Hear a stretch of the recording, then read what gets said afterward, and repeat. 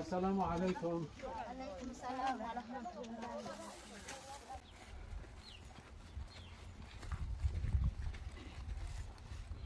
Esselamu aleyküm. Bismillahirrahmanirrahim. Değerli kardeşler, şu arkamda görmüş olduğunuz küçük çocuklar Cibuli kentindeyiz. Kampala'ya bağlı bir belde.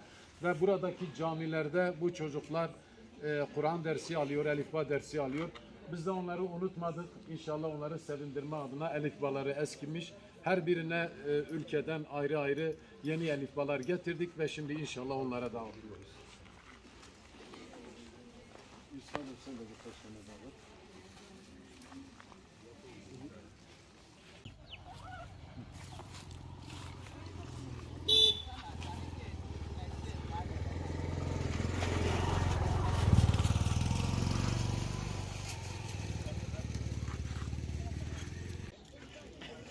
Bismillahirrahmanirrahim. Değerli kardeşler, şimdi bugün mübarek Kurban Bayramı'nın ikinci günü buraya Embale'ye yine kurban kesmeye geldik. Ama ülkeden yine Kur'an-ı Kerimler, elifbalar ve başörtüleri gönderen yardımseverlerden Allah razı olsun. Bu köyde inşallah dün olduğu gibi dün de dağıtmıştık. Bugün de inşallah bu mağdur ailelere başörtüsü ve elifba dağıtacağız inşallah.